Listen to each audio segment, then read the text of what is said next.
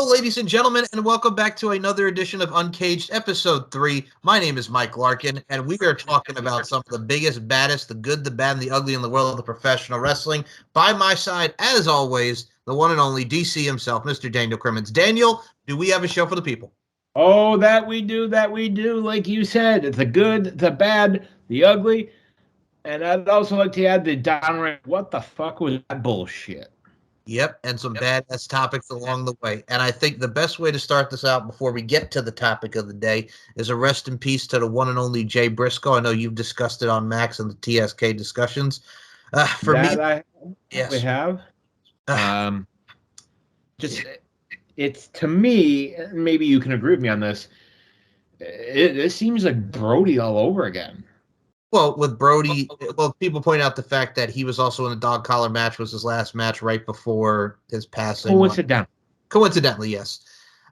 Well, for me, like, you saw them. I mean, it's funny. I saw them before Ring of Honor. I remember them in Jersey All Pro Wrestling against guys like the Backseat Boys, rest in peace, Trent Acid and Johnny Cashmere, guys like Teddy Hart and Homicide, guys like the SATs, Jose and Joel Maximo, and of course the ladder wars that they have with Kevin Steen and El Generico, the FTR series. Like, this team, real, authentic, the damn boys, man. And the outpouring of support that they've gotten from their peers, oh my goodness. It's beautiful. Mm-hmm. And, I'd like to point out, I made this comparison. The Briscoes are to Ring of Honor what The Undertaker was to the WWE. Absolutely. What Jericho is to AEW. Mm-hmm. Like, years down the line, people are going to look at Ring of Honor, and you can't have that discussion without the Briscoes. And I'm sorry, but if you're thinking like top tag teams, if the Briscoes are not in your list of top 10, top 5, whatever. I know that. What are you? It's an interesting comparison too, because like with them, I always hold them in high regard. Like, you talk about what they meant to Ring of Honor, like they've been offered several times to go to the WWE. And Jay Briscoe said in one of the interviews, he's like, "Man, I can make more money doing landscape, and I want to provide for my kids." So we're Ring of Honor all day, every day. And I think you brought up a great point to me. You're like, if they were still going, and Triple H said, "Hey, come to WWE," I think they would do it under the management of Triple H. They absolutely would have done it. And I think also, years ago, I think it was maybe 08 or 09, they had the tryout, and I guess it came really close.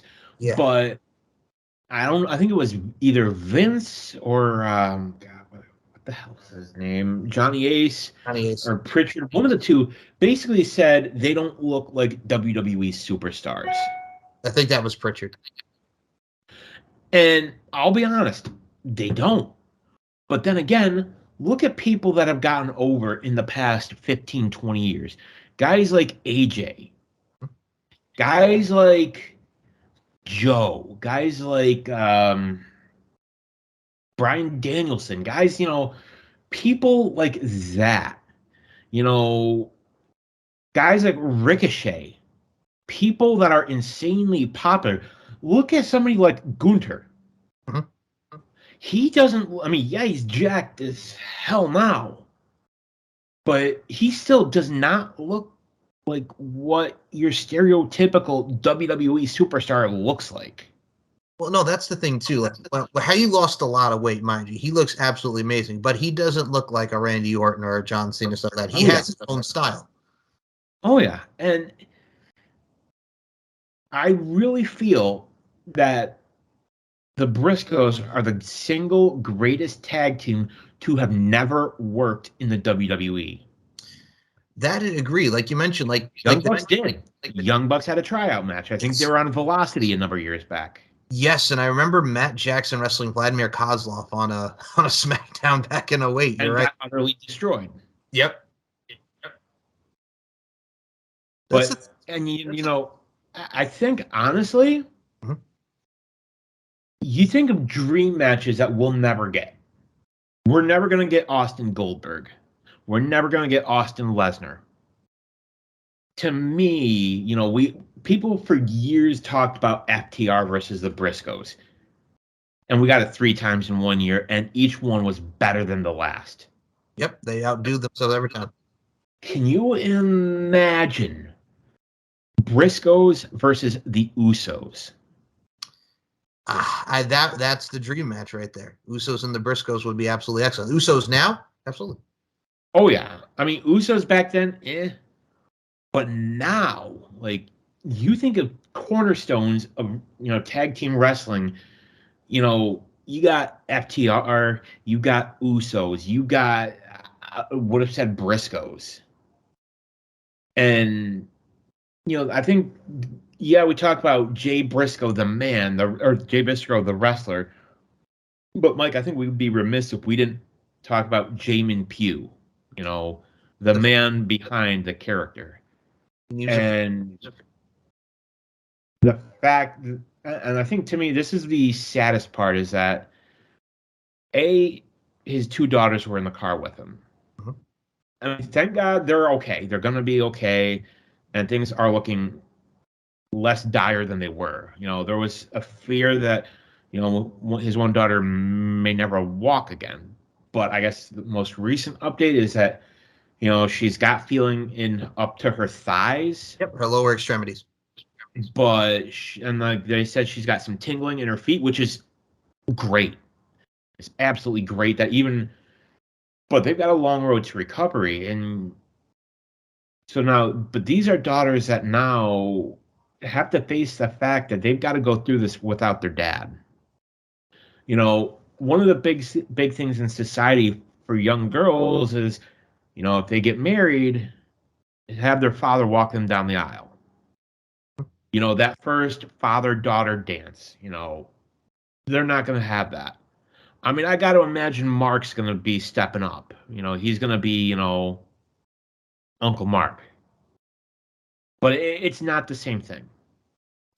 It's not. You don't have the father presence, the father giving you advice anymore. And the tragedy about the whole thing is too. This is a man who is driving his daughters to cheerleading practice. Oh yeah. Say anything. I mean, come on, that says it all right there. I mean, you see the videos of him practicing the cheers with his daughters, and like, you see this guy who on TV is like this badass, like country bumpkin, country yokel, whatever you want to call. And then you see this guy who's, he's acting silly. He's being a dad. And like, that's the Jay Briscoe that we should all know. And like, you hear all these stories about who he was. Like, heard it from, Sami Zayn, who I don't recall them ever working together. I mean, they did. Kevin Steen and El Generico Briscoes, Ladder War, that whole thing. Yep. El Generico and Sami Zayn are two separate people. Of course. I'm sorry. And you see it from everybody. Like Brody, literally, no unkind word was said about Jay. No, not at all. And the fact that on NXT, the WWE stopped what they were doing and made mention of it. Didn't have to. Well, Triple H posted that tweet basically saying, hey, he was one of the great ones, and fuck, it was very well done. Well, it's interesting, too, the fact that it's because of what the story that they were doing, and it came out that the New Day was supposed to have like a funeral for Pretty Deadly because of their tag title shots and all that. And then the news came in about Jay Briscoe, and then Sean's like, yeah, we're not going to do that. We're going to scrap that. Rightfully so. And then we got the beautiful tribute by Vic Joseph and Booker T. And especially this week on SmackDown, dude, Viking Raiders wearing the Dem Boys. Boys. I mean, they had some wars. The Viking War Machine, as they were known in Ring of Honor in Japan. Yep. They had some battles with the boys. That they did. And I mean, Kevin Owens coming out with Jay. We saw a whole bunch of people, man. I mean, it just shows how beloved the man was. Oh, yeah.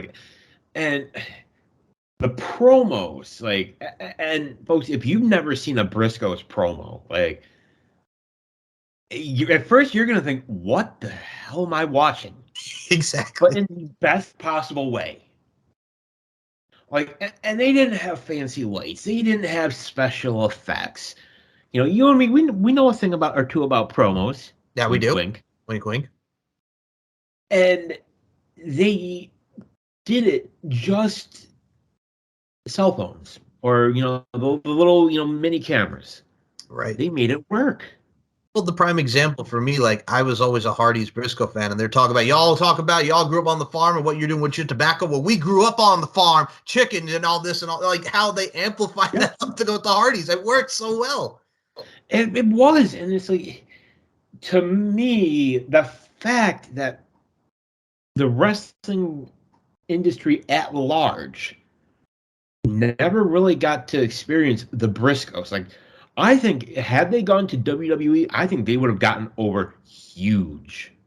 Well, if they would have went in an 809, like we were talking about, like that prime tag team, you can have them go against guys like Tyson Kidd and D.H. Smith. You could have them go against whoever. Like there were some good tag teams that they could have worked with around that time. And even later, Cesaro and Tyson Kidd. Yeah. That's Cesaro and Sheamus. And even like now, like you've got the New Day. Yep. Usos, Street Profits, I feel would have been really good. Right. Imperium. Yeah. And actually, I almost think they did. They did. Briscoes versus, I think it was either Gunther and Timothy Thatcher, or it was Gunther and Bartel. I think it was Gunther and Thatcher.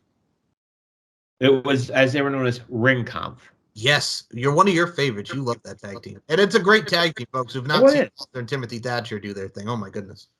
I think, people look at, the response from, AEW and Ring of Honor, and they got the stereotypical, customary graphic. Yep. I know that caused a huge spiel, like, hey, this guy was one half of your tag team champions. Well, it came out that Tony Khan wanted to do a lot more. But Warner Media. Yep. And this is the part where, you and I both got something to say. I'll let you, or you know what? You're going to go a little bit more off on this, but let me go first. So my thing about this too is mine's a little bit shorter than yours. You have a guy that has said what he said years ago. I think it was probably around like 2013, like mid 2010s. Yeah. And he's apologized over and over and over again, but nope. And the fact of the matter is that reflected, and he admitted his wrongs, but we still won't. And you'll get more into this when you have Sammy Guevara, who said what he said, and you have Matt Hardy and Jeff Hardy did what they did. And it's like, oh, but it's okay. No, here's the issue too. I even incorporate this with Dana White. Dana White has a show on TBS now, right after AEW. It's called Powerslap. Dana White literally over the holiday season smacked the bejesus out of his wife. Mind you, they were drunk. They both said what they said now and apologized and blah, blah, blah. But it could have not gone for bad timing also with Powerslap. But also, if you look at the concept of Powerslap, it's pretty much immediate brain damage and people just slapping the bejesus out of you. And it's not even a sport. So if you can allow that on TBS, but you can't have this more with Jay Briscoe for something he said a little over 10 years ago, come on. I think it's absolutely ridiculous. It's absurd. And TBS and Warner Brothers should be a goddamn ashamed of themselves. Go ahead, Daniel. Oh, boy. Here, to quote one of my favorite movies, The Dark Knight, and here we go. Yep. Warner Media. Granted, what Jay Briscoe said in a tweet was bad. And it was bad. He has apologized multiple times. And he's gone through sensitivity training and apologized. And yet, still not enough. The man is fucking dead. And you still can't, let them just say, hey, go ahead. I could understand maybe, while he was alive, not letting them on TV, whatever. That's you. But yet, you've got no problem with some of the shit Max Caster has said. Which is controversial raps, yep. And let's not forget Sammy Guevara. Don't get me wrong. I'm not saying, he should be permanently canceled, all that. But he made a joke about sexual assault. Mm-hmm. And apologized for it. Went through sensitivity training. But then he's allowed to not only come back to TV, but also win championships. Right. Multiple times. Yes. Yep. That's okay. That's okay, though. You got Jeff Hardy. Who almost killed someone. Multiple DUIs. Fucking lucky he's never killed somebody. Let's not forget, a couple years ago, he was arrested for possession of narcotics with intent to distribute. Yes, sir. He could have gone to federal fucking prison for that. Mm-hmm. But yet, that's okay. The hypocrisy from Warner Media is astounding. And what do people think is going to happen if Warner Media ends up being one of the parties that buys WWE? Oh my God. Get ready for this to get even worse. Yep. That's all you can say. And I think, as I said, what ticks me off is just the programming. And going back to the Dana White thing, like you have people who, like we talk about with drugs and everything, that can influence everything. And then you have this bullshit where they're slapping each other. And Christopher Nowinski even went on to Twitter, a man who knows about him, some post-concussion syndrome, and saying this is exploitation. It's worse. Like you could promote that shit. But this, you can't even take time to do, like even air the tribute show or something. I know they're airing it on, Ring of Honor Club, but god dang, man, you could have something there as a tribute to this man. The man's dead. The man is a legend. The man's done so much for professional wrestling. But we also have these little things with Sammy Guevara from 6 years ago, Jeff Hardy's history, Matt Hardy's history, whoever, Max Caster, like you mentioned, where they got in trouble for something he said on Dark. Like, how many times are we going to go and see this, but we can't do this? It just, you're right here, but we can't do this. We can't do this. It's all over the place, and it's just, and you question their overall priorities, you question the mindset, but it also makes you think to yourself, like, come on now, you know what I'm saying? How much time has to go past, like you mentioned? But also, there's this little thing called forgiveness here. Yeah. Nobody is perfect in this world. Nope. Everybody has said and done things that they are not proud of. I have. I'm sure you have. Guilty. And this whole saying, oh, well, this is okay, but that's not. And from what I've heard, it's one executive at Warner Media with this bug up their ass. And that's, you're going to tell me that you don't have, and to this executive, I would say, I hope that if you have skeletons in your closet, that people don't find out about them. Right. Because it's people like this that are so gung-ho that usually have something, that they're trying to keep hush-hush. I mean, if you look at the WWE side, Lacey Evans said that bullshit she said on Instagram about autism or whatever the hell she said. But that's okay. Oh, she's not even on TV. I know. They're just doing the vignettes about her, but she ain't even on TV yet. And honestly, I don't think she's coming back. Oh, I mean, they're trying. Well, how many times are we going to try to do this experiment where it doesn't work? Like now they're just having her be the Marine. And you know what? It was working the first time. Yep. When they turned her face, it was working. It was being raw. She was getting over. Have her be herself. Crazy concept, I know, right? But getting back to Jay Briscoe, like, he could have made you money. But let's not forget the other shit Warner has. Game of Thrones. Yep. Some of the other things on their programming, like that's okay. That's okay. But yeah, no, there's not this guy with his tweet. Nope. And let's not forget, people have said some pretty effed up things on Twitter, and yet it's okay. Yeah. But getting to the whole Dana White Powerslap. How the hell is that a sport? It's not a sport. I mean, I can understand UFC. I understand that, UFC is a sport. Because there's boxing, there's wrestling, there's, combat. When I say wrestling, I mean wrestling, not sports entertainment. I got to make that distinction because, otherwise the UFC fans will be, it's not wrestling, this is real. Fuck off. Fuck off. But it's to the point where it's just, and, everyone always says cancel culture. And you know what? Honestly, it is. Like, what happened to forgiveness? Like, let people learn from their mistakes, give them another chance, and if they screw up again, sure, by all means, they can go away. But that's the issue. We're in a society now in 2023 where everybody's got a bug up their ass, like you mentioned about the Warner Brothers exec.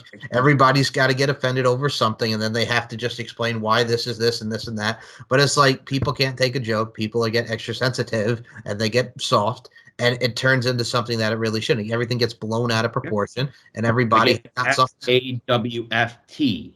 Yes. Yes. Oh. But yeah, no, that's just where they are. And the Powerslap thing, going back to that as well, like we were talking about, I don't see it lasting more than like a few episodes, not even a whole season with the way that they're going. 295 was their rating for their first episode right after Dynamite. I've seen videos of it on like TikTok and YouTube, like Facebook videos of like I knew it was a thing. Like I knew that this was like a thing people did. And at first I thought it was just shit that happened in like bars, like because to me, that's what it seems like it would be. It'd be like, you go to a bar, have a couple beers, you get drunk, and, some guy, you end up slapping each other, and, it's a thing. But competitive slapping? Really? Like, what? Well, if you look at the show, for those who haven't seen it, it's just they size them up. You got to see where you're going to hit them, and then boom, it could be here, and then they go down, and then they get back up and take it again. And unless you're down and you can't get up, that's the mission of it. And I mean, there was one girl fight with Sheena Bathory on it, who's now the assistant coach. There's a couple fighters who have been on like different stuff as well who are on it, but it's just like they want to try this new thing. Dana White thinks it's going to be a success, and now they're road to the title. Good. It won't. It won't. I know it won't, but he thinks it's money. I saw a clip of it, and I think I'd shared it to either the Max Wrestling group or the RWT group, which, just as an aside, if you folks watching are not part of those two groups, better get that fixed. Yes, join the group. Get that fixed like yesterday. Mm-hmm. And I shared this video, and it was two girls. One had was blonde, had like a blonde mohawk. The other one has like reddish hair. Yeah, it was Courtney Olsen and Sheena Bathory. Yep. So that's the fight you're talking about. Yes, that's the girl gets slapped, falls down. Yeah, Courtney Olsen did the somersault. Yes. Like, I'm watching that multiple times, and I'm thinking, like, what is this? Like, it's slap fighting. Well, then she went on to TikTok. It's like, well, some of you guys, you wouldn't have the toughness to do this. Yeah, because we don't want to get a concussion. We don't want brain damage. What are we even fighting for? The race for the title. What title? This means nothing. You're just slapping the shit out of each other just to slap the shit out of each other. And it's like, I just don't get it. Like, I don't get it. What's the appeal? It's one of those things that people will watch it, one time. Yep. Maybe a couple times.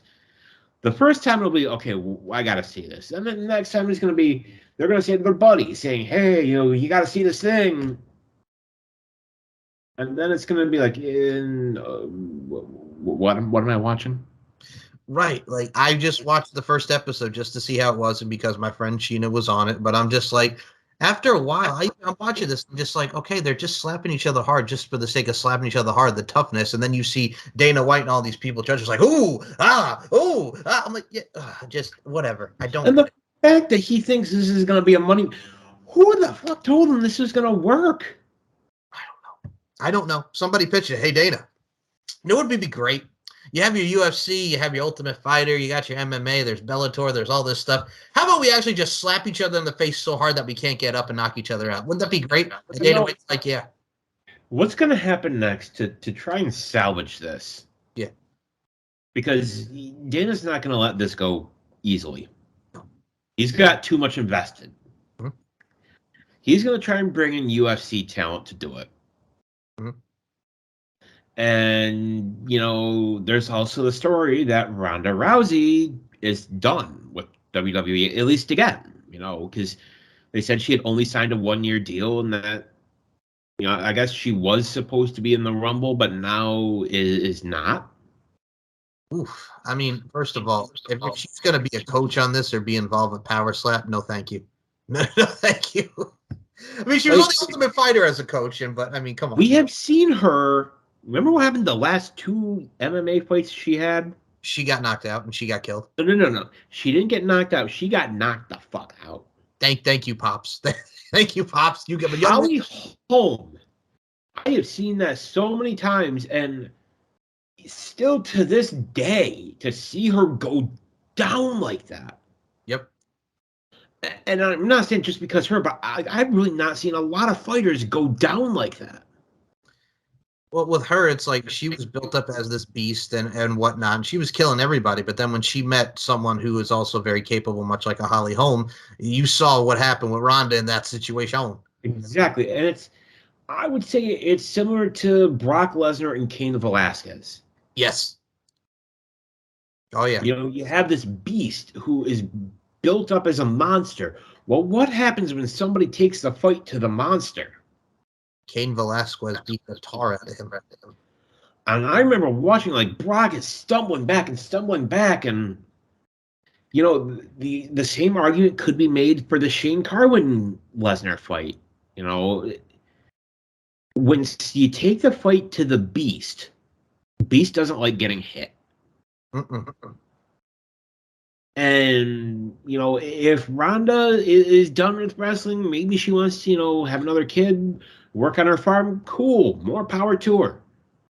But do I think they will make a pitch to try and get her in the slap fighting or whatever the hell it's called? Probably. Because, honestly, if I were Dana, I'd do it. I would.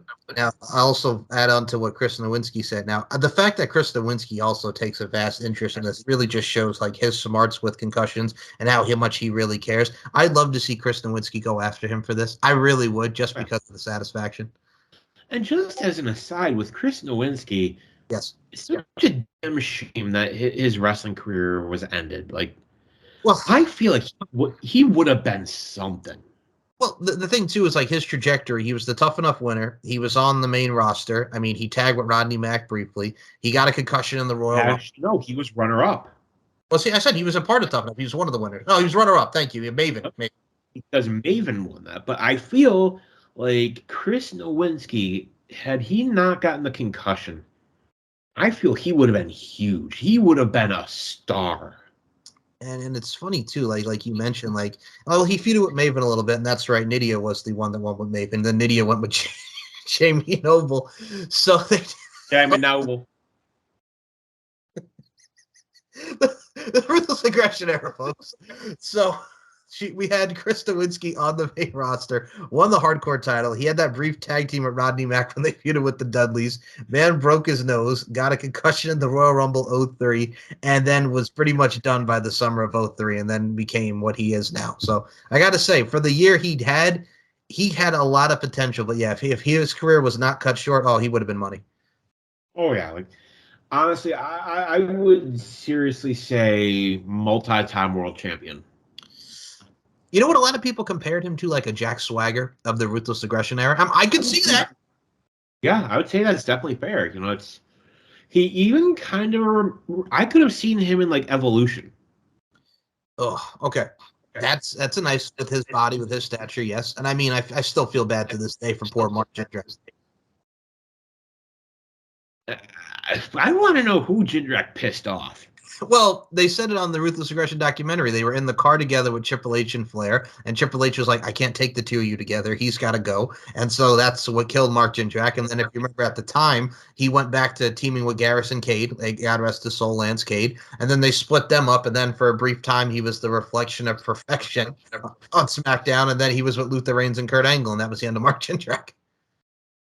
Which is sad because he was so good. What they should have done, they should have kept Jindrak and O'Hare from WCW. Oh, instead of O'Hare and Palumbo? Yeah. They were a great freaking team. They were great. And Mark had one of the best doggone drop kicks in the history of drop kicks. It's sad to think of what could have been. I will say this, though, for everybody that has not seen Marco Corleone in Mexico in AAA, you have to see his Mexico work because Mark Jindrak is like a god in Mexico. Oh, yeah. To think of what he could have been, would Randy Orton have been who he was if Jindrak had been around? Maybe not. No, it's tough to think about that because, at the time, Randy Orton, he all fit into our timeline here when we get to our topic, but Randy Orton here was not even an evolution. They were doing the RNN news stuff. He was just like a guy that was just like, okay, here's this third generation talent. And then they brought him in and I'm part of Raw, comes back after surgery. And it's funny to talk about this because, dude, can you believe that even now this month, I believe it's either today or it might have been yesterday, as we talk about our timeline here, it's been 20 years since the debut of Evolution. And what I remember initially when Evolution started, it was like people called it, a second-rate Four Horsemen ripoff. Mm-hmm. But it worked. They were. That's what they were intended to be. Because they saw that the NWO failed. Mm-hmm. And they didn't want to repeat it. Yeah. Well, you brought the 2002 version of the NWO, which was horrible, which was the Hulk Hogan, then he turns face, and then it's just Kevin Nash and Scott Hall, then he gets released. Yeah, God rest his soul. And X-Pac, and then Shawn Michaels, Booker T, which made no sense because the WCW timeline, Booker T. Whole NWO being corporate didn't work. Did not work at all. What they should have done was, you do the corporate thing, but then you have Vince lose control. Mm-hmm. You have Hall, Nash, and Hogan lose their shit. And I think people didn't realize, I think Vince didn't realize that with Hogan, you have him going up against The Rock at WrestleMania. How could you not think that was the reaction we were going to get? That people were going to cheer Hogan. Well, I think for also at the start, too, just because when you think of Toronto and all that, you think of Hogan and Warrior from WrestleMania 6 and that Gigundo moment, and you think of just Hulk Hogan coming back to WWE after 9 years, and just the fact that we saw the tide turn is still one of the most iconic moments ever, and you knew just because how rabid Canadian fans are. Canadian fans are nuts. They are. They cheer the bad guys and they boo the good guys. That's akin to LA fans, Chicago, New York. Oh yeah. Even New York, it's not just the city, it's Buffalo region too. People are wild. I've been Long Island crowds. If you go to the Nassau Coliseum, I remember for SummerSlam 02, Brock Lesnar and Rock, they all booed Rock out of the building because they didn't care because he was going to film the Rundown at the time. And they're like, whatever, you're leaving us. Why do we care about you? Which, as an aside, I still think is one of his worst movies. All right. All right, Daniel Crimmins, we'll go down this route. Then after that was Walking Tall, which was worse, the Rundown or Walking Tall, because a lot of people have some flack for Walking Tall. I say Rundown. Okay. I think they're both equal, but if I had to pick, I will actually agree with you because there were some funny moments in Walking Tall. Oh, yeah. And also at the time, Rock was, still kind of figuring his shit out. Yes, and this was the start. If those same movies were made now, yep, and I'm saying same cast, same script, but made now, I think would have done a lot better. Well, yeah, because it was 20 years ago. That's the time. Worst role. His absolute worst role, and that's an easy one. Doom. Nope. Okay, go ahead. Mummy Returns. Hakuma Shete. The CGI for that role, and that was what, 2002, right? Well, 2000 was Mummy Returns. 2002 was the Scorpion King. But I thought it was late. No, Christopher Scorpion King was later. I thought Mummy was 99. Okay, so he was in The Mummy Returns. That was the sequel in 2000. Then the Scorpion King came in 2002. Oh, well, whatever. Whatever. Point being, like, this is a time when we had, Lord of the Rings. Yep. We had the first one. We had Fellowship of the Ring. We had Titanic in 97. Yeah, and Harry Potter was starting around when Lord of the Rings came out, too, yeah. That was the best you could do? I know. I mean, don't get me wrong. The rest of the movie looked good. Like, the Army of Anubis looked good. But your big bad guy looks like a goddamn video game? Yes. I know. What a wild time in the early 2000s were. And you know what? Yes. I think that needs to segue us into what I believe is the worst, absolute worst WWE championship match. And I'll do you one better. Any world title match. Okay, hold on. First of all right, folks, so what we're going to talk about here is we introduce the segue here. The segue, I can't even get it out because it's so funny. The segue here is towards Brock Lesnar versus Hardcore Holly for the WWE Championship at the Royal Rumble 2004. Yes, that happened. That actually happened. Yeah. And the fact that there were people that, don't get me wrong, I will admit it, I was a Hardcore Holly mark back in the day. Oh, me too. How do you like me now? Yep. Hey, they had some good themes. They did. Now they're with very few exceptions, the themes now are garbage. Oh yeah, I agree wholeheartedly. It's not meaningful. I do enjoy Seth Rollins' theme. I do enjoy that. I enjoy Lashley's. Mm-hmm. But by and large, they're bad. They're bad. They absolutely are. But I mean, we got Hardcore Holly and Lesnar twice. Yes. So and the Royal Rumble match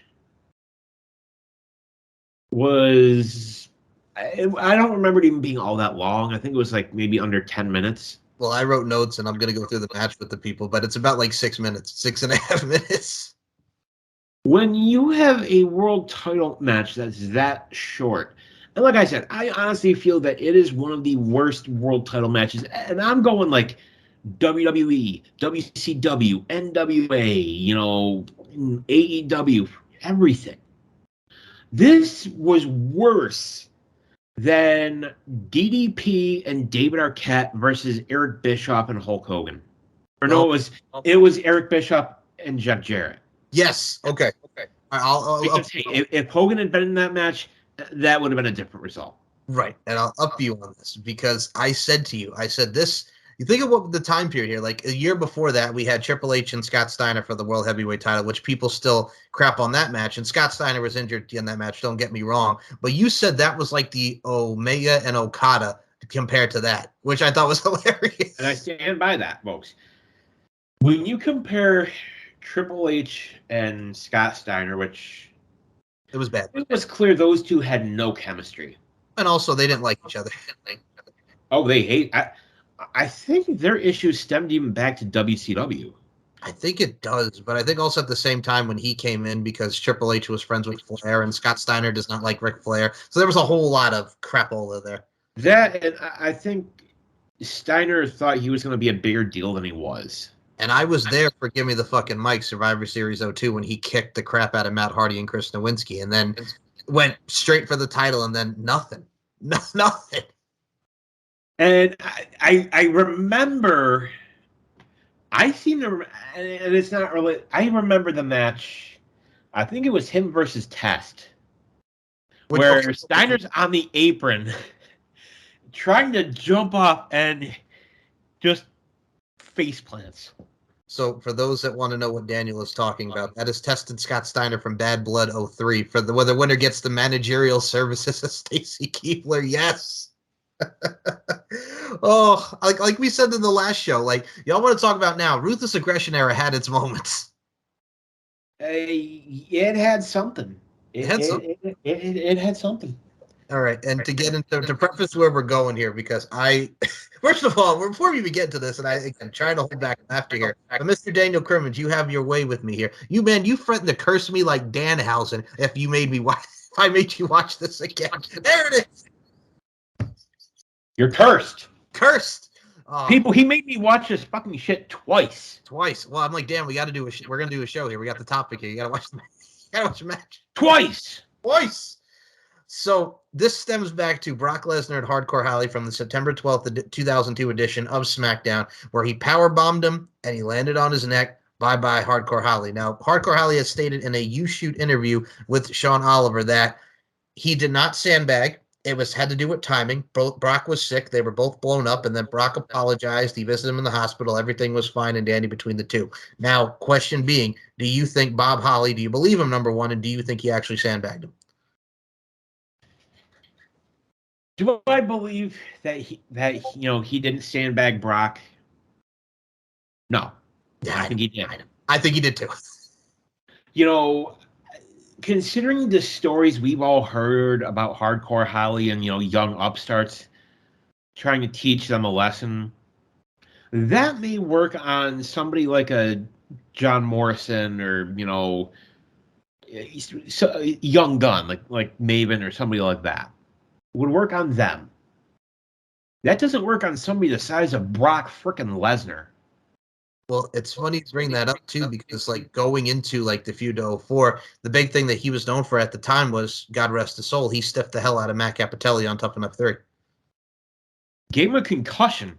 And the man was never saying it. Man was never the same. I mean, and when you piss off, there was even reports back then that he pissed off Lesnar.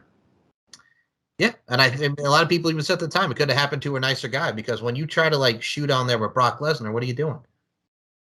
You're pissing off the face of the fucking company. He wasn't the face of the company yet, but he was going to be. Yeah,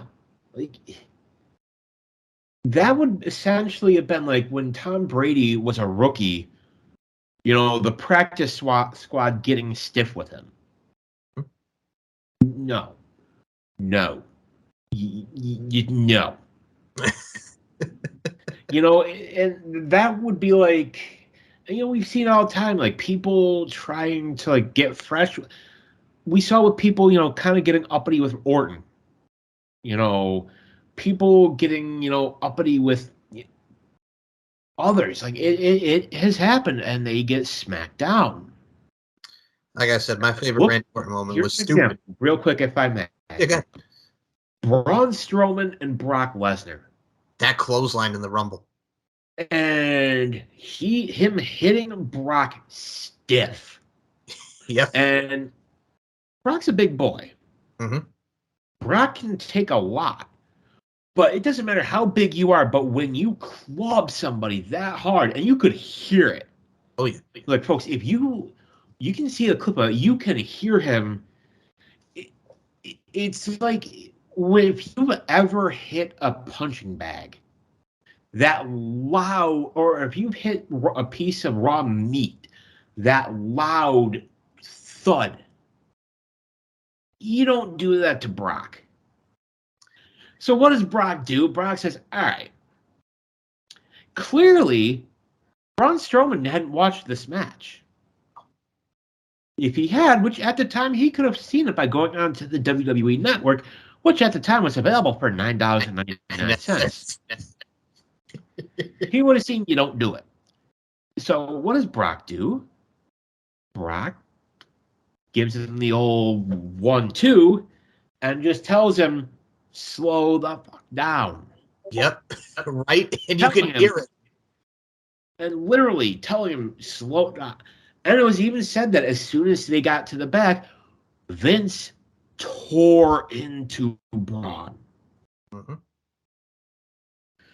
Because like that would be the same thing if they'd done that to anybody else. Like if somebody did that to Braun now, it'd be the same thing.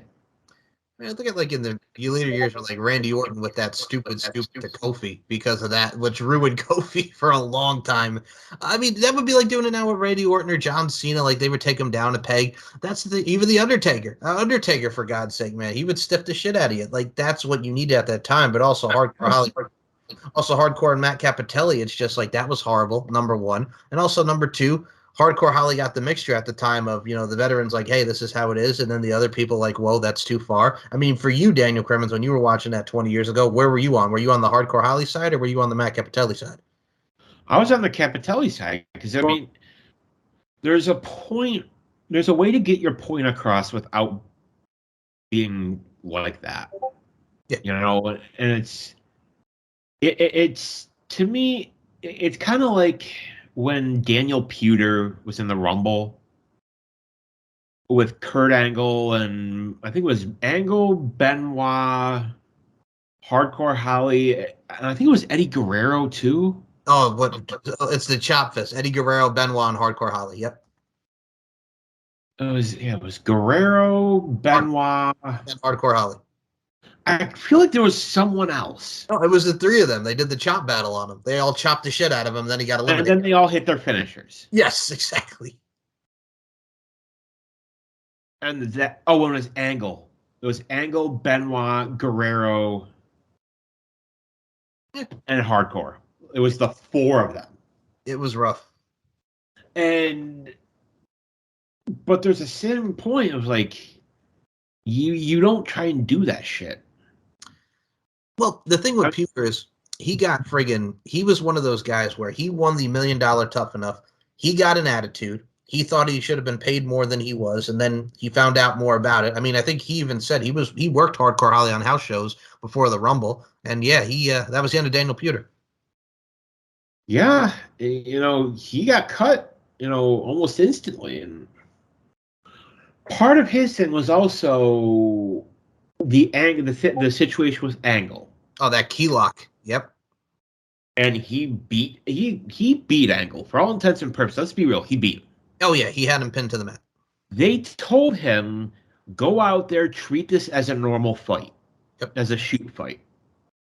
Somebody like Daniel Puder, who was a collegiate wrestling athlete, if you tell them that, they're going to look at that and just say, okay. And I think he was like 8-0 at the time in MMA. He understood his directions. Now, unfortunately, he should have sat him down and should have said, look, make it look real, but here's what we need you to do. That was not his fault. No. And I think part of it is Angle didn't like that he was shown up by a rookie. Mm-hmm. And they still don't like each other. Right, and they still don't like each other to this day. And I can tell you, as someone who's interviewed him, Daniel Puder takes great pride in talking about the fact that he pinned Kurt Angle on a SmackDown. And, like, you watch when Angle pinned him, his shoulders were up. Yeah, but he went through all those guys, and then once he got to Puder, like, he had him in the move, and then he, quote-unquote, pinned him, which it wasn't a pin, but he was like, I got to get out of here before he breaks my arm. And I think they also told the ref, count it. Just like it was a less severe form of Survivor Series 97. Yes, but different. Which, that's going to be a topic for a whole nother episode, right or wrong. Oh, that's going to be definitely later on in the season of Uncaged. But yeah, no, Jimmy Corderas was the referee for that, and he just counted 1, 2, 3, and then you saw, first of all, the stare down after that. Like they looked like they were ready to go. And honestly, if I were, Vince and I were booking that, I would have seen that stare down and I would have said to Corderas, I would have said, clear the ring of everybody else but those two. Let them go. Mm-hmm. Well, that was a shame. And I am telling you, you would have had money. I agree. And what do people love? They love their wrestling. They love, the make-believe. But what do they love more? They love wondering, well, was that real? Was that supposed to happen? I mean, think about it. The breaking of of Undertaker's streak. We have people even now, still to this day, think I don't think that was supposed to happen like that. And that's the thing too. Like when we saw it for the first time, I mean, I was shocked. Like all of us were shocked when he lost. But I mean, that was the call. And I'll be honest with you, still after this day, I mean, the only people who have beat him, what the Undertaker at WrestleMania was just Brock and Roman, right? Yeah, I think it's just Brock and Roman. That's it. And I look at it, from a personal standpoint. No, I would have loved the streak to have remained intact, and I would have had Bray be the one. Well, a lot of people also felt like the year before it should have been Punk. But, at that time, knowing Punk and how he is, like, you got to think, how long do I have him for? This is true. Punk is another Ultimate Warrior. Wow, okay. That's an interesting comparison. True. What I mean by that is he is somebody who is unpredictable. Mm-hmm. You don't really know what they're going to do. I mean, how many times over the years, how many times did Vince fire Warrior?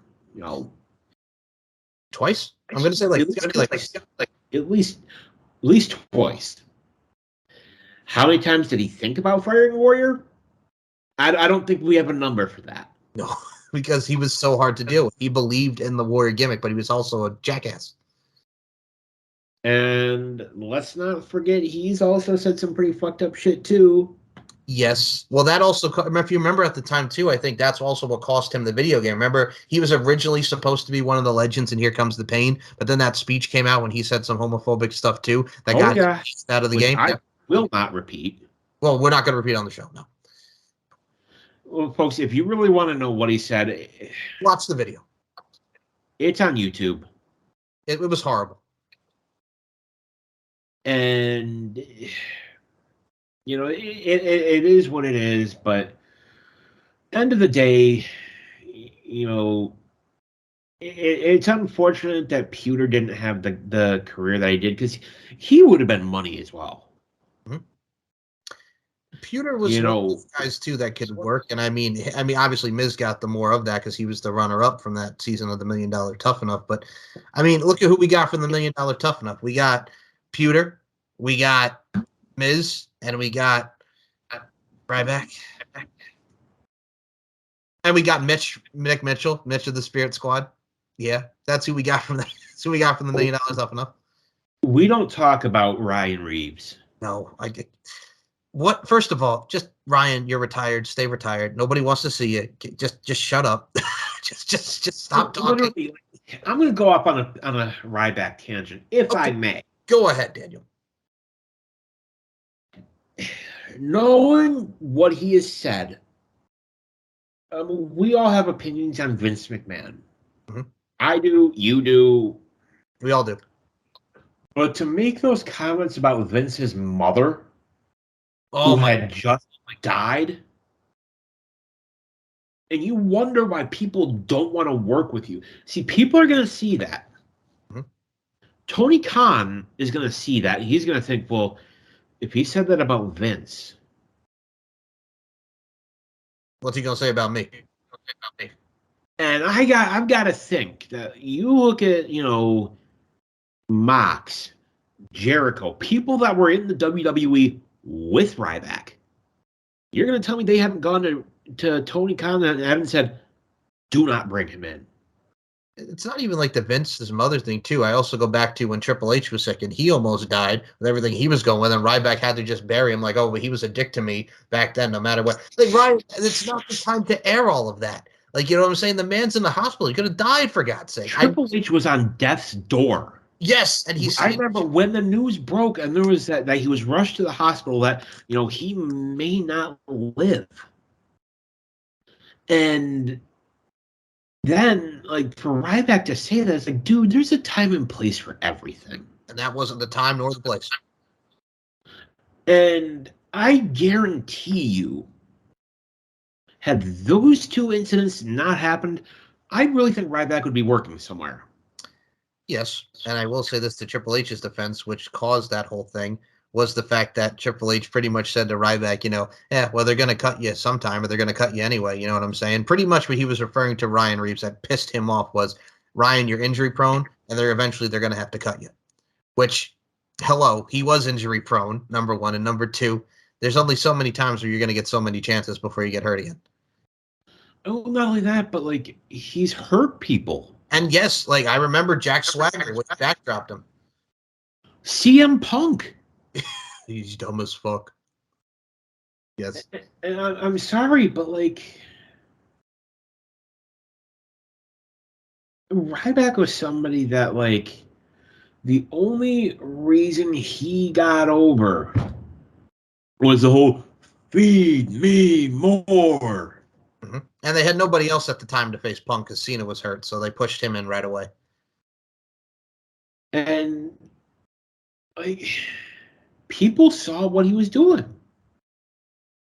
We're not saying like he was an imitation Goldberg.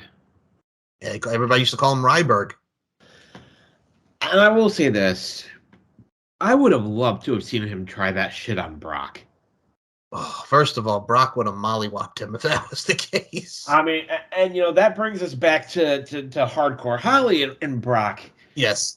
Brock is one of those guys that, like, you look at people that have tried to hurt him. Mm-hmm.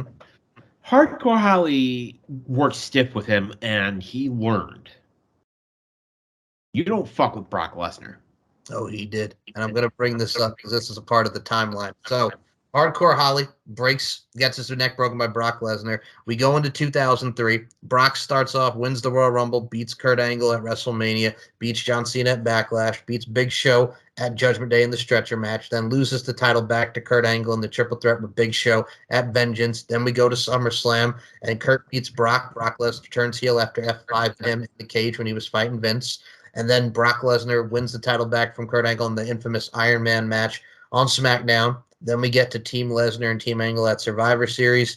Hardcore Holly comes back, starts punching away at Brock, puts him in the full Nelson, tries to break his neck. They both are eliminated from the Survivor Series matchup because they kept fighting to the back.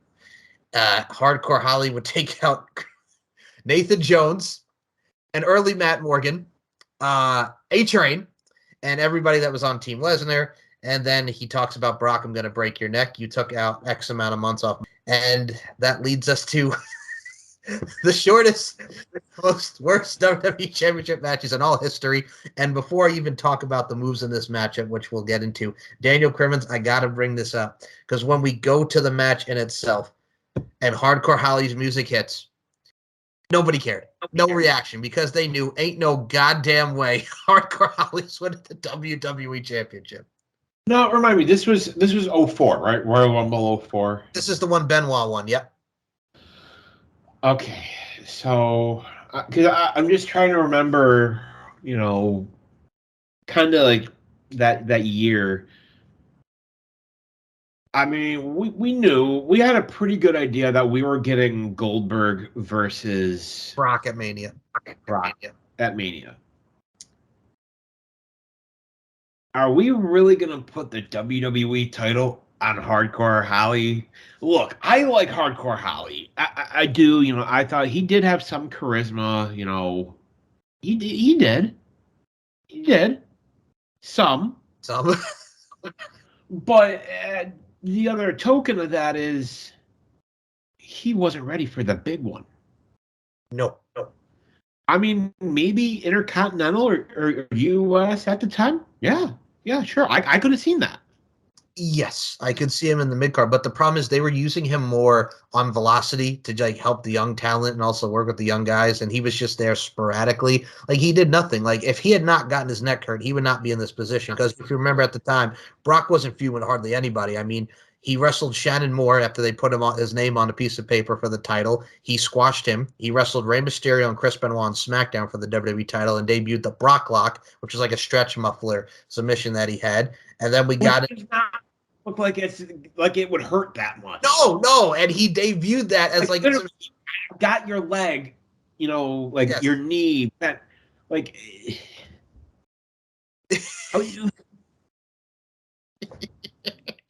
I will say the figure 4, that shit hurts. Yes, it does. Oh my God, like. So you had this. Well, look at the other side of the coin here. We had Brock Lesnar and Hardcore Holly was the SmackDown title match, and the Raw title match. You remember what the Raw title match was that year? Okay. Let's see. I think it was Triple H. Because Triple H won it the month before at Armageddon, if I'm not mistaken. Yep. I think that was Goldberg. No, yeah, it was Goldberg versus, I think it was Kane. Yeah, that was Armageddon. Yep, that was Armageddon. And if I'm not mistaken, I believe Kane is the one that took the fall. Yes, he got pinned after the spear, and then then Triple H covered him. Yep. Batista got involved, and because they didn't want Goldberg to look weak. Yes, and that led to Triple H winning. So the person he fought at was it Triple H and Kane for the world title? No. All right, take it. I'll give you another guess. I feel like it was a bad one. Okay, so the match was actually good, and it ended in a double. They ended in a no contest. It was Triple H and Shawn Michaels in a last man standing match for the world title. Because they wrestled on TV. They wrestled how many times at this point, right? So yes, I understand why this is not. I'm sorry. When I think of those two, I cannot get past those brown trunks from Survivor Series 02. I was there. I was there for the brown trunks. And from the story I remember, he lost his bag, or the airline lost his bag, and brown was the only fabric they had. That was it. He lost his bag, yep, and then that was the only fabric they had. Brown pants, baby. Brown trunks.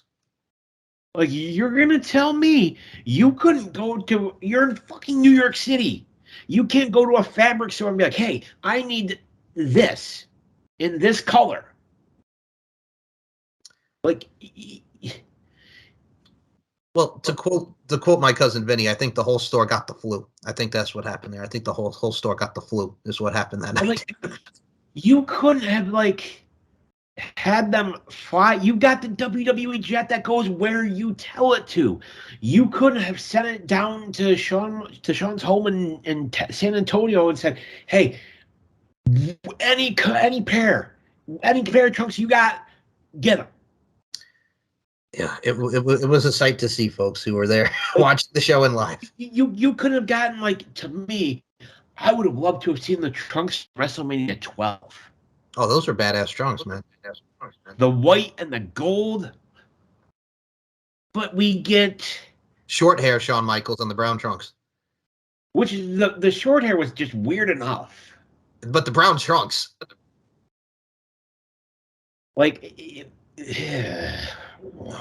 So we had that a couple of four. So are you ready to get into this match that you watched twice? And so we're going to dissect it move by move here. So here we go.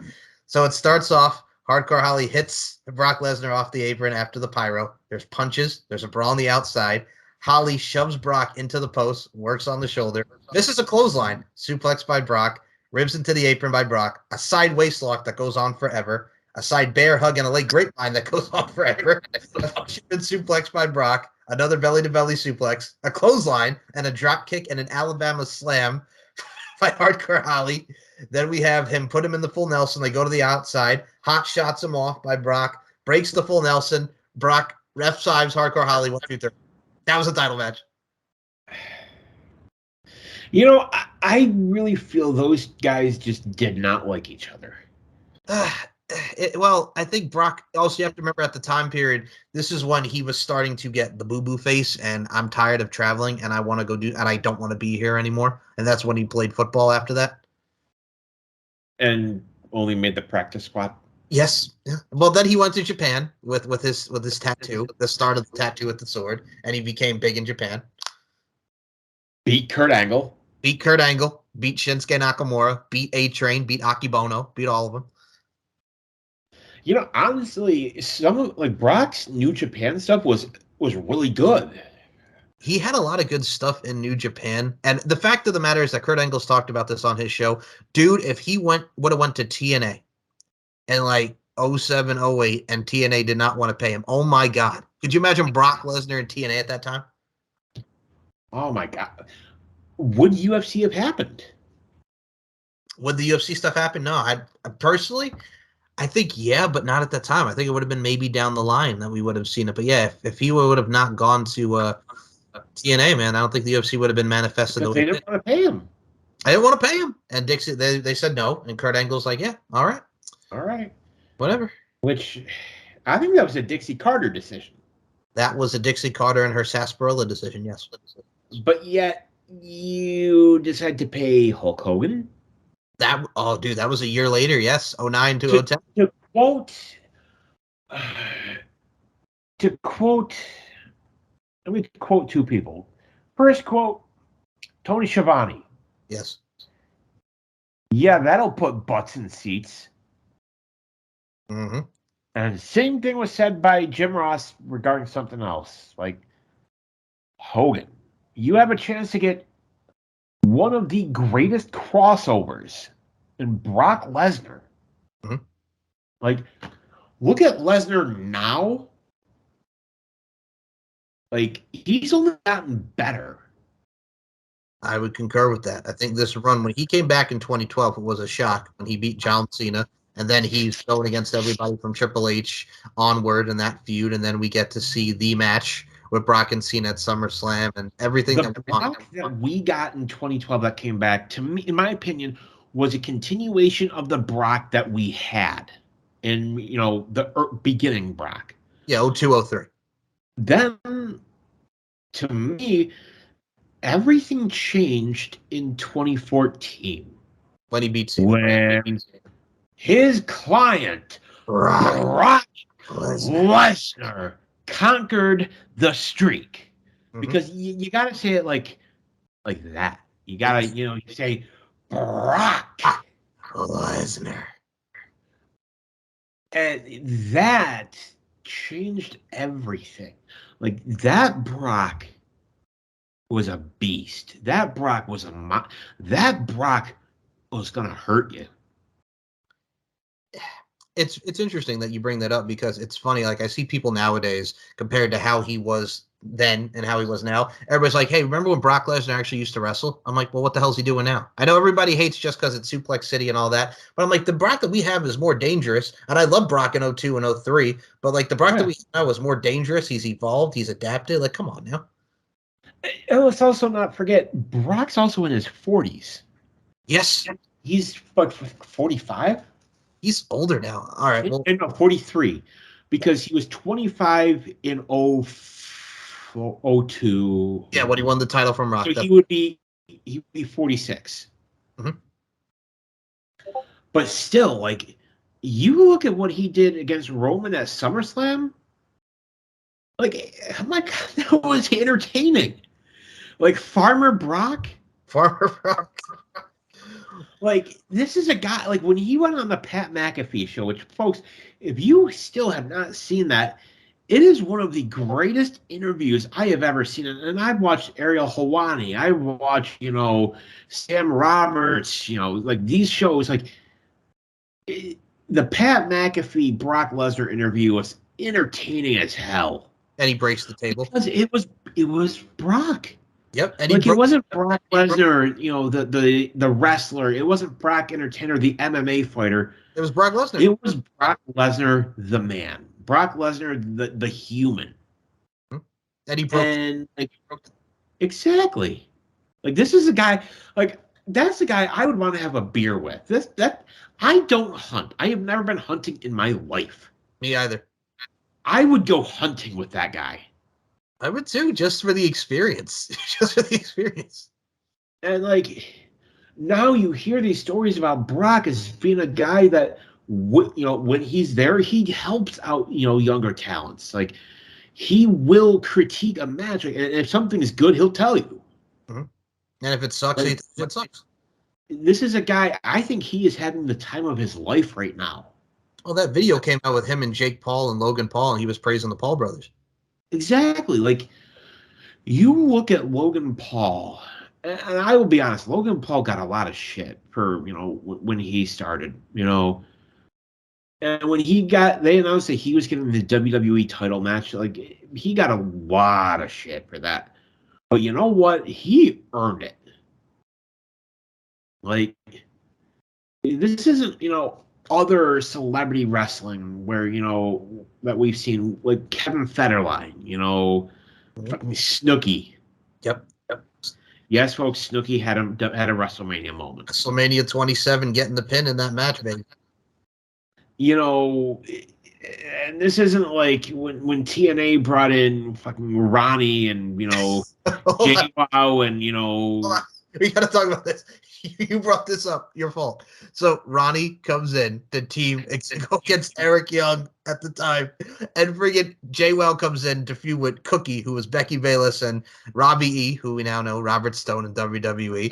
And then Angelina wrestles a match against the Beautiful People. Like, it's like the TNA got like the rest of the Jersey Shore, and WWE got the main force. You know what I'm saying? Like, WWE got... I think they even had Paulie D doing like an appearance. I think he did like DJ'd, something. He did something, yeah, but I know like they got the big ones, and then TNA got the leftovers. They got Snooki. Yes. You got like yeah. And just, but you got Logan Paul, who the matches he's had have been amazing. The Miz match, because he's out there putting in the work. He's training. Like, people that like HBK said, this kid is trying. Like, he's out here training. The Paul brothers, they don't do it, half-ass. Oh, they go all the way. At some point, Jake Paul's gonna get in the WWE ring. I mean, you already set it up from Saudi where you could just do the Usos against the Paul brothers and it would be money. Oh yeah, like that's money. Honestly, I would not be shocked to see both the Paul brothers in the Royal Rumble.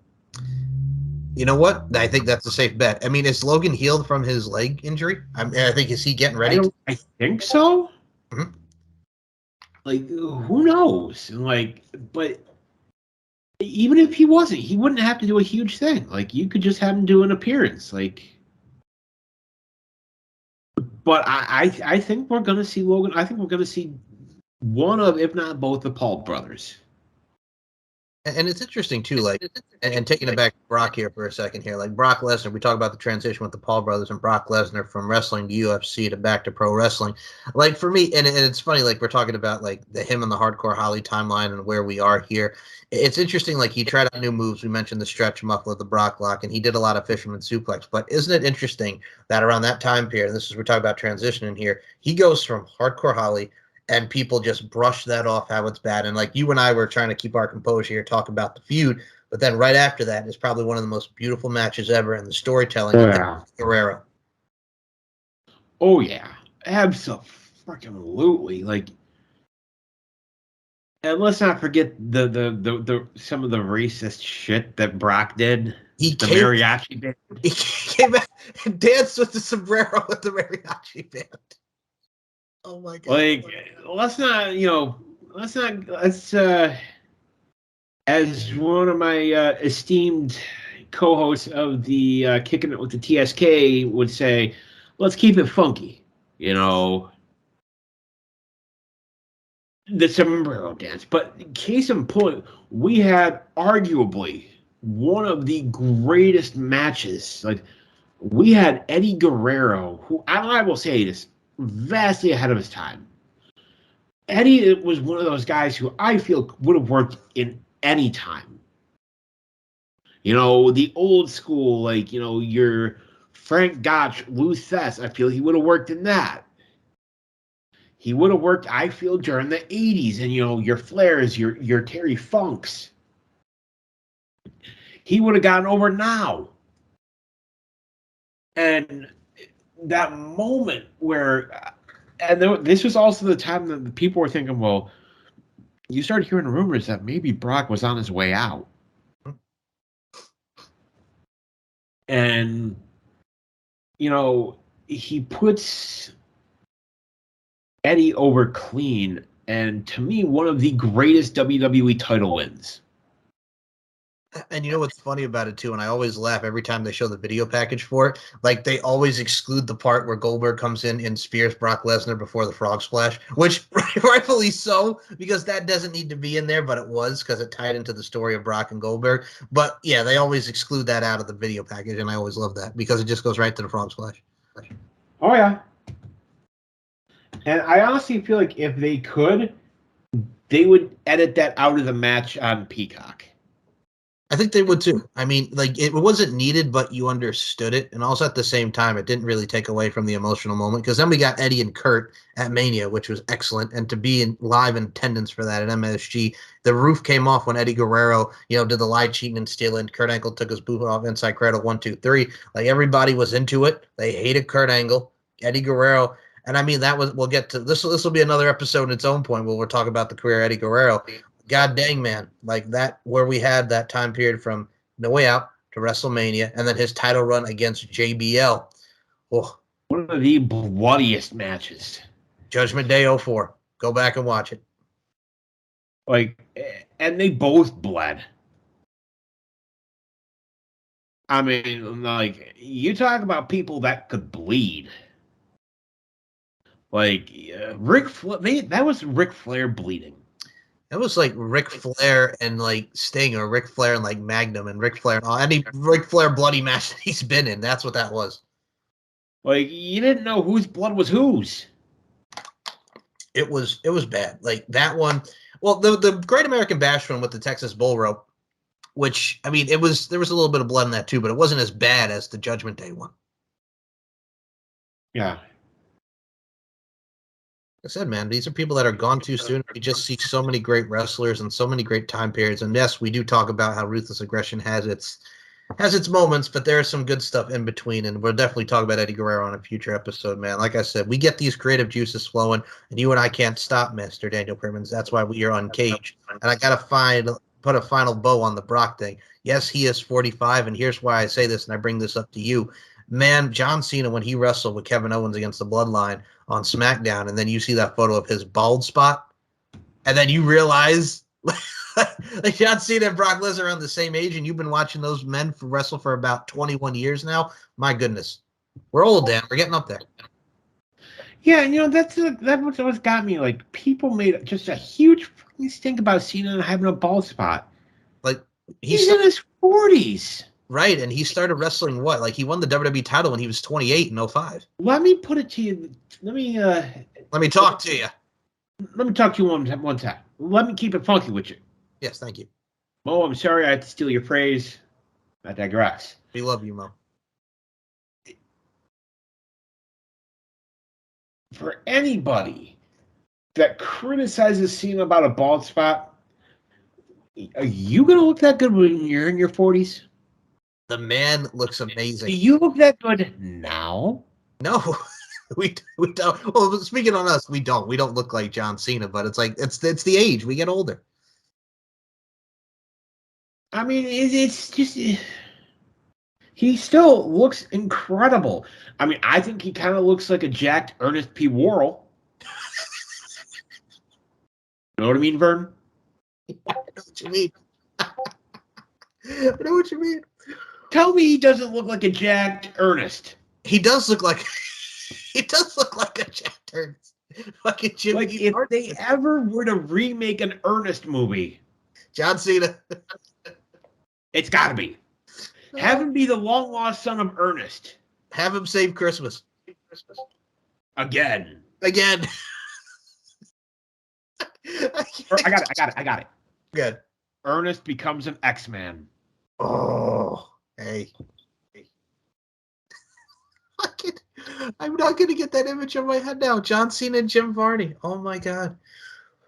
And it's a damn shame that Jim Varney... Are we sure that Jim Varney is not Cena's real dad? Johnny Fab. No, we need a blood test. It can't be Johnny Fab. By the way, I have one thing to say about Cena before we get to the closer of the show. Do you remember, and I found the video of it, where Vince McMahon appeared at John Cena's father's promotion, Chaotic Wrestling, and John Cena was the ref, and Vince McMahon got involved. The one time Vince wrestling was on an indie show was in 07 at John Cena's promotion. John Cena's team. Remember that? I haven't seen that in forever.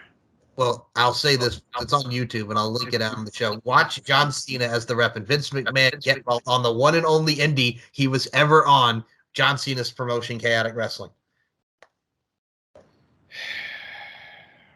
Oh, my goodness. It's times, man. It's times like this where I will say. Wild times. Wild times. Wild times. And I will say this before we close out with the wild times, Mr. Daniel Crimmins, my partner in crime. Brock Lesnar and Hardcore Holly. We're not going to talk about it again, which I know you're happy about. But also, number 2, worst match in Rumble history. Yay. Oh, yeah. Yeah. Not much ever. Gotta be. And honestly, I will probably say one of the worst WWE Championship matches in general. And the trajectory. Worse than Diesel versus Bob Backlund. Worse than Diesel versus Mabel.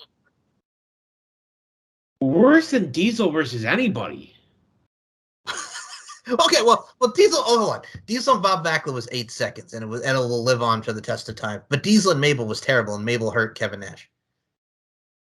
Mabel, God rest his soul. Yeah, hurt a lot. We talked about it last time. He hurt the Undertaker. I think he hurt Nash first. Then he hurt the Undertaker. Then he worked with Taker, sat down on Taker's face ass first. Orbital bone, baby. And even back then, he didn't have the sway he did later on, but he still was pretty powerful. Yes. You don't piss off the Undertaker. No, you don't. Undertaker was like the Vito Corleone of WWE. The Godfather, baby. Now that's Roman. Yep. I guarantee you, if Mabel was around now, and he pulled that with that age, at that stage of his career now, and he did that shit to Roman, he'd be gone. He'd be done. And that's the thing. When it happened with Kevin Nash, Vince was ready to fire him, and Kevin Nash told him, "No, we're not going to fire him. We're not going to take food off his table." And Kevin Nash and Taker both went to Vince and said, "Give him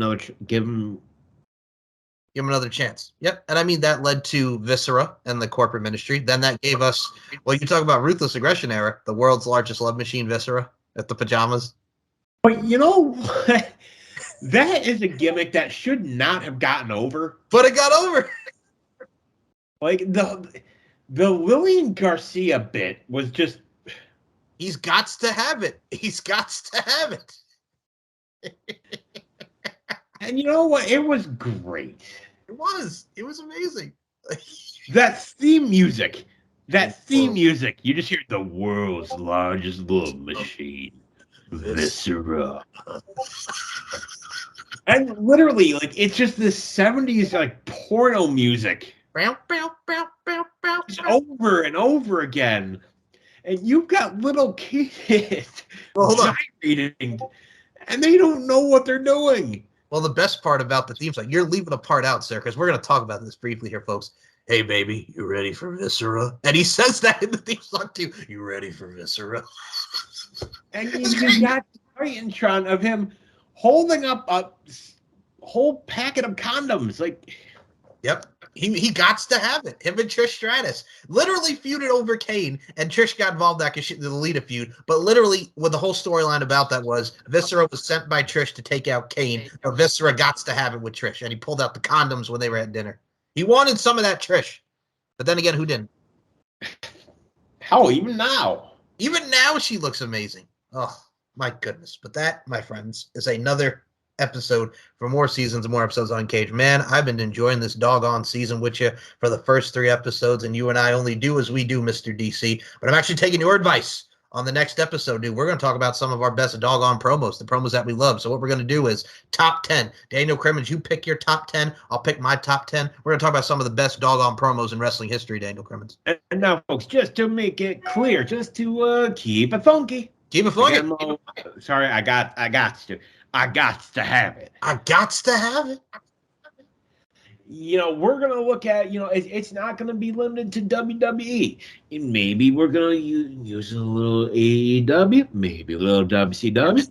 Maybe a little TNA. Maybe we're going to do some stuff. you know, I know I'm gonna, you know, give y'all a little bit of tease. You know, we like to tease people. Yeah, we do. I gotta mention the promo. To me, it's probably the most infamous promo in TNA history. The Samoa Joe shoot promo. Turning Point 07. Oh. Folks, and I remember, like, you hear him just going off on Scott Hall for not showing up, and it, like, you can tell, like, you see Nash in the corner just. He's like, and you know, Nash is pissed already. Like, he was already pissed that Hall no-showed. And he then slapped him backstage after the match for it. I mean, I can see Nash's point. I do too. But at the same point, like, at Dixie, I know she was pissed. Like, she, like, people, like, you remember Joe saying, "What are you gonna do? Fire me? Go ahead." Yep. It was Dixie he was saying that to. Well, the worst part about it is it's not just that. And like I said, we'll save more of these for next week, but this is a little appetizer. I'm going to bring this to you. Do you remember what they were doing counter programming on WWE at the time that kind of involved this situation? No. So Mr. Kennedy was feuding with Shawn Michaels for Armageddon 07.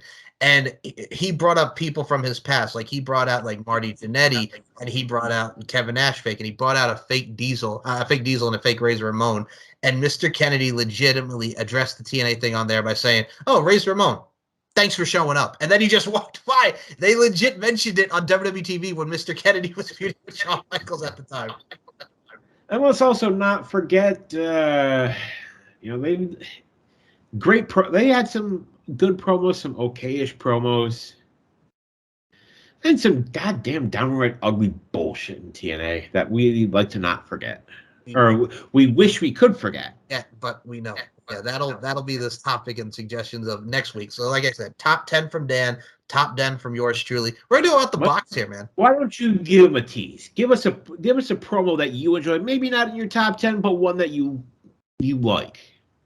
Underrated one that I will go here, an honorary mention that I'll give a tease here, and just because it doesn't get talked about enough, as when Dolph Ziggler cut the one on The Miz where he's talking about, you know, I love this, I can't stop, I just can't, you know what I'm saying? If I can't be you, then I have no career. Like, that emotion that he had going into the ladder match with Miz for No Mercy, it's so good. It's so good.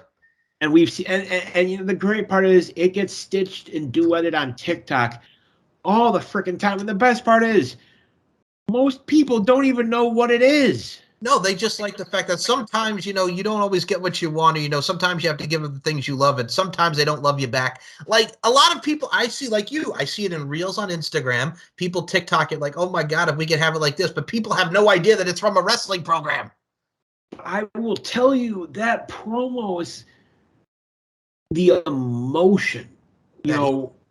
And as we wrap this up, I will, you know, segue that into this. Wrestling, good wrestling is supposed to make you feel. It's supposed to make you, you know, feel something, you know.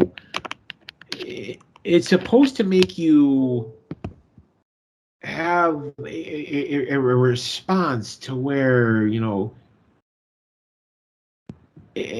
you're supposed to have that reaction, you know. And good wrestling does that. It does. And I mean, stuff like that. I mean, at the time with Dolph Ziggler, like, he was just, like, the push was kind of off. Like, they did the thing with Survivor Series, and, you know, he was the champ. He won Money in the Bank. But then we saw Dolph kind of transitioning back towards, like, Intercontinental title, you know, territory. But the feud that he had with The Miz, and The Miz wanting to rejuvenate that championship, and just the fact that you could tell that was real pure emotion from him. Like, he couldn't hold that back anymore. Like, that, the realism, the authenticity, and just the overall genuine vibe that you felt from Dolph, you couldn't help but root for him. And goddamn Vince McMahon for not seeing in Dolph Ziggler what every fucking person does. You know, there's so many. There's Ziggler. There's Cesaro. There's so many. John fucking Moxley.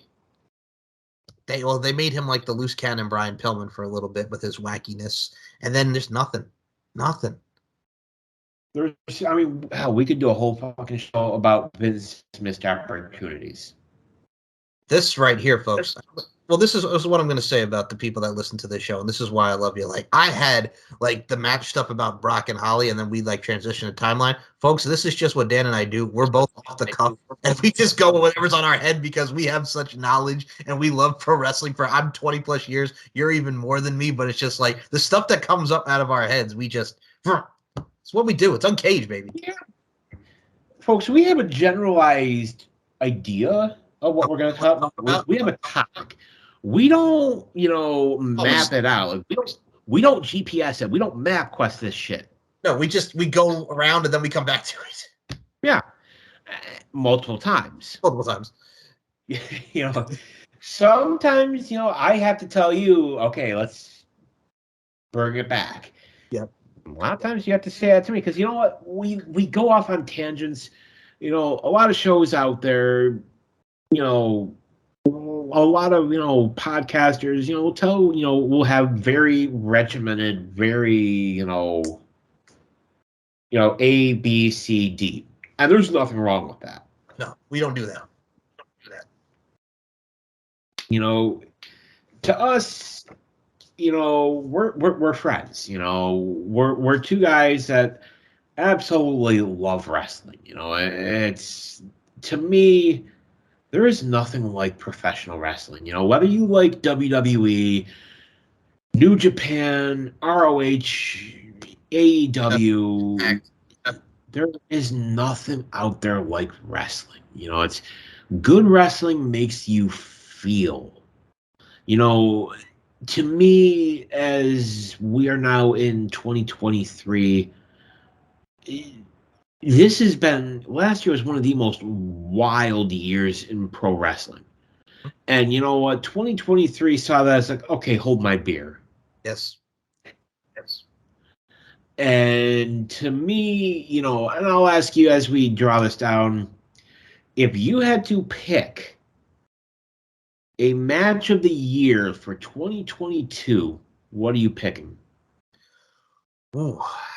See, there's a lot of good matches that happened in 2022, and it's you know what? I'm gonna just say this just because I was so just the emotion that we got at WrestleMania. It's gonna rank high for me. Like, I love the Cody Rhodes Seth Rollins thing just because after so many years and it came back around. I love Cody and Seth, and I love the return of Stone Cold. That was my two top ones. I'm gonna do a 3-way tie. Okay. I'm going FTR versus the Briscoes 1, 2, and 3. I see what you did there. You and I have talked, and I am a huge fan of tag team wrestling. Yep. To me, that exemplified what tag wrestling is and what it should be, what it could be. To me, tag team wrestling is a lost art, much like managers are a lost art. We got that raggedy bitch, Stokely Hathaway. I fucking love what he's doing. We've got the wise man, the advocate, Paul Heyman. It is a lost art. The managerial role just being the lost art, and just the overall how they can convey, like you said, evoke emotions. Like, it's a lost art, and we have great hype men. And I think we would be remiss if we did not address. We've got an ROH show coming up, I believe in March, yes, right before Mania. I believe it's Supercard of Honor. And yes, if you watch Kicking It with TSK, if you watched Max this week, I mentioned it on those two shows. I'm going to mention it fucking here. Yep. Who do you have wrestle Claudio? I think there's only one option. We talked about this, and I agree wholeheartely with you. Mark Briscoe. Mark fucking Briscoe. And you know what? I'm telling you, here's what you do. You could do a couple ways. You could have Claudio booked to work with Action Andretti, which, you have no intention of ever going through with that. Maybe you have Jericho. You have a number one contenders match: Jericho versus Action Andretti. Winner faces Claudio at Supercard of Honor. Right. You have Jericho lose by either a small package or a roll up. Yep. Slip on the banana. you don't see the small package anymore. Well, I mean, if Daniel Bryan, if you remember Ring of Honor, the storyline where he's like, I got this new move I'm going to show everybody, and it was a small package. And Andretti wins, and then what does the JAS do? They beat the hell out of Andretti. Mm-hmm. And, you have Jericho say, well, I took out your company. You got nobody, this, that, and the other thing. And I know Tony Khan does not like being an on-screen authority role. In this instance, you have him come out and you have him say, we need somebody to compete for the Ring of Honor World title against Claudio. And we have him to say, and Chris, it's not you. And then, it has people wondering, to quote the New Day, who? And then, you have that kind of that tense silence. And then you hear, reach for the sky, boy. And you see Mark Briscoe just walk down to the ring, look at Claudio, look at the belt, look back at Claudio and just nod his head. Doesn't even have to say a word. Walks out of the ring, and that's it. And then that brings us to the match. It's going to be a great fucking match because, let's be real, Mark Briscoe's never working a tag match again. He's not. Because, I can't see him doing that. So I think then you have the match. You have Mark Briscoe hit the J Driller. Middle of the ring. 1, 2, 3. You want a feel-good moment from one of the absolute worst stories, the most tragic stories. This is the silver lining. And if there's ever a moment to put the world title on Mark Briscoe, it's now.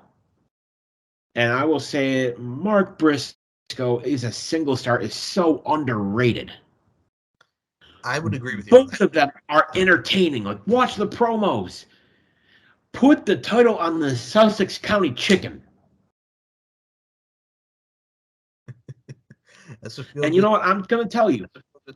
The title that you present to Mark Briscoe is not the one that Claudio's holding. It's not the one that what the hell is his name? Which one? The guy that Claudio beat the first time. Oh God! Before, you mean the one before Jericho? Yeah. Oh God, that's gonna escape me now. Oh, I'm drawing a blank. Jonathan Gresham. Yes. Not the one Gresham had, not the one Bandito had. I'm talking about the special one that Jay Briscoe had. Yes. The one with Briscoe's logo on it and the Jay Briscoe name. You present that to Mark Briscoe. And Mark Briscoe, he doesn't need a long reign. You can have it be, 1 month, 2 months, 3, whatever. But while he's champion, at least initially, that title. That should be the title that is presented to Mark Briscoe as world champion. And I don't see anybody else that could be, because let's be real. You really think he's going to defend that Ring of Honor tag team titles? No, not at all. And that's the thing too. After your brother, that you just had this great series with FTR, and the tragedy happens, the tragedy strikes. Mark Briscoe does not want to team with anybody else but his brother. They don't even need have him defend the tag titles, have him win the title for Jay, like you mentioned, the feel-good moment, like when Christian won it for Edge and everything that we saw back in the day. You have that story, you have that feel, like when Ray won it for Eddie. Give me some of that. I like your style. I like the way that it's going. Mark Briscoe has to win it. As soon as you said it, that popped in, boom. Fantasy booking, the writing writes itself. Exactly. And Tony, book it. Book it. You don't even. You could hold off on announcing it until the Wednesday before. Mm-hmm. And I guarantee you, if you tell people that we're going to get Mark Briscoe versus Claudio for the title, eyes will be on that match. Exactly. You are going to have people that are going to buy it just for that. You are going to have people that are going to buy it just to think, is Mark Briscoe going to do it? Like, is he going to win the big one? Because Mark Briscoe has never won a singles title in Ring of Honor. Wasn't he the television champion? I don't believe he was. Okay, now this is going to bug me. Now I got to look that up. But yeah, no, I think it's the big thing if you have him win that big title and you have him go for it. And like I said, the story writes itself, but also at the same time, it's like one of the most influential characters as well as one of the influential talents is Mark Briscoe along with Jay. It's synonymous with Ring of Honor. And okay, they were the Ring of Honor World 6-man tag team champions. Let me take a look. Yeah, no, he was never held the singles title. You're right. He won the Honor Rumble, but never a singles title. Wow. Okay. But yeah, no. I'm you. And people say, well, why not the TV title? No. Needs to be the champ, the world title. And I am telling you, you'll get people that maybe didn't watch the initial, but they'll buy the replay. Agreed. You will get views on like the YouTube clips. This is normally I'm not a proponent of handing somebody a world title just because, just because. Mm-hmm. But in certain circumstances, you have to. And this is one where I think you don't have another option. Like, are you really going to do Jericho versus Claudio again? There's no, like you mentioned, there's nobody else, but also Jericho. I don't think they're going to do anything. Not Daniel Garcia, not all this stuff. Like, just Mark Briscoe's the guy. Put it on him. Makes sense. It's all fluidity. It's Christmas. It really shows just the overall flux of where they're going. Like you said, he doesn't have to have it for that long, but it's a great moment for the Briscoe family and something that is synonymous with the Ring of Honor rich history that it has. You bring in the entire Pugh family. If Jay's kids are well enough to travel, bring them. Bring Daddy Briscoe. Bring in Big Daddy Briscoe. Mm-hmm. Which, looking at their dad, you think, that makes sense. I know. I don't mean to laugh, but I know. And you know what? Honestly, I'm telling you, if you really want to do this, you don't even have to have Mark on TV. Give us a promo on the farm. You have him just shoot. Because the promos on the farm.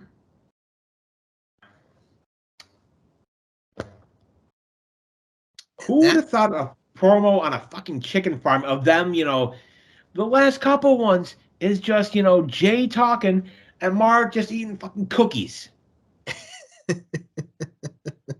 Like I said, there's nothing like it. We out here with Briscoes on chick farm eating these damn old coconut, and you know what I'm saying? Like, it's great, but also at the same time, it's like, goddamn, it's funny. But you can also tell that they're serious, and you want to see more because there's going to be a war. Daniel Crimson, there's going to be a war.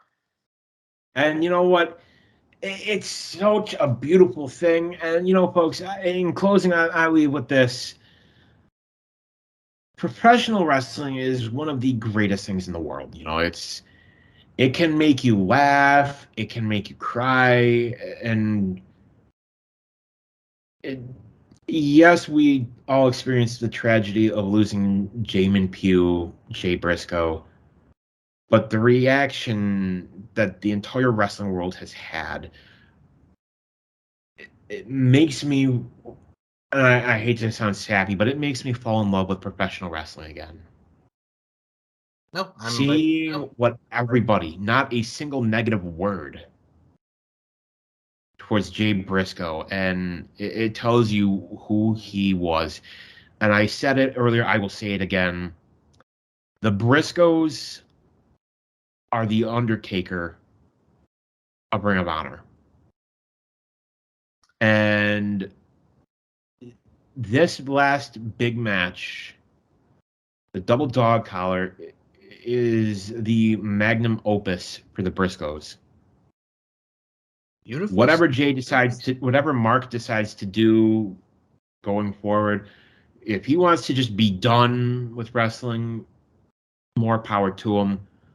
But I can't imagine Jay would want him to do that. And I'm excited for the next step for Mark Briscoe. Ladies and gentlemen, if you have not seen the series they had with FTR, go check them out. Each and every one of those matches. And like you mentioned, Supercard, I'll add on to you.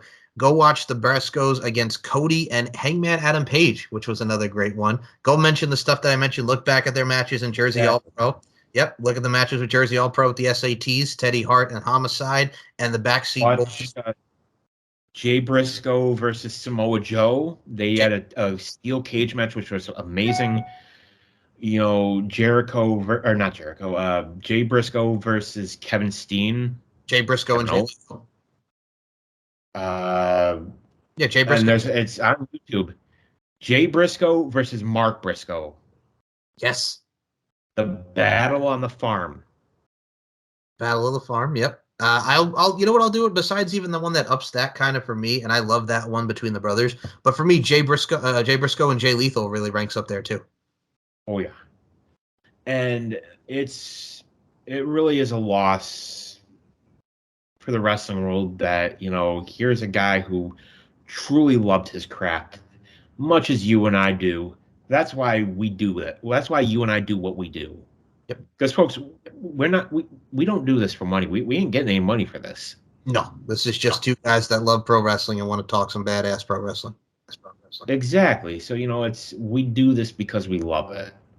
I mean, if people want to pay us, you know, I won't say no to that. Sure, no. Just give me some honorariums up in here, man. Absolutely. You you can pay me in food. It's all about. All right, see, I'm not even going to argue with that because, Daniel, you and I both like to manja. Give me some pizza. Give me some little manja action, yeah? Hey, you can pay me in eggs. Yes. Eggs are expensive. That they are. Same with milk. Everything's expensive, folks. It's the world we live in. But the world that we live in is badass, just man. Damn high. Just damn high.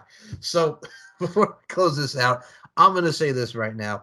Reach for the sky, boy, number one. Rest in peace, Jay Briscoe. And much love to everybody that loves what we do. Pro wrestling is at the finest right now. It's a variety. Enjoy it. Life is an art form, and we're all here applying our crafts. Enjoy the craft that is professional wrestling. Daniel Crimmins, y'all can follow me, SM Show on MCL92, StephenMikeShow.com, Elandre Fighting Championships, Capital Championship Wrestling. I'm here, I'm there, I'm everywhere. Promote the TSK discussions and Max Wrestling as well. Go ahead, Dan. We are on YouTube with the Kicking It with the TSK.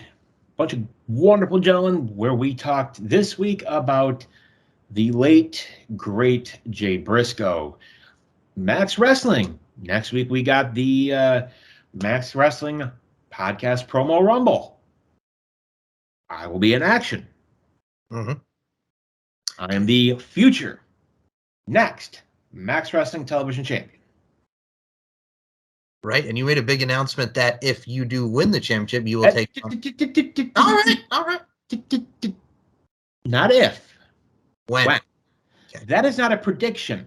That is a spoiler. Well, thank you, Mr. Daniel Crimmins. Yes, and I'm going to say right now, I want me a piece of that TV title in the future. You and I can do it up. I'm here, Daniel. I'm ready. I'm waiting. I'm ready. Maybe we defend it here on Uncaged.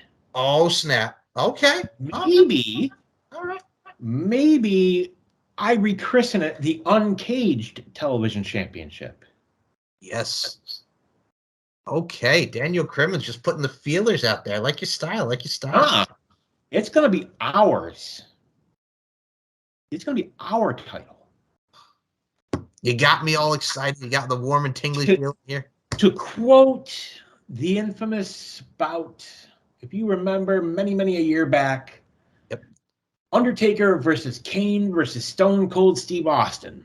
Oh my! Stealing the WWF at the time championship, and Austin chasing after him, and him just flipping the finger, just saying, "You don't have it anymore. It's mine."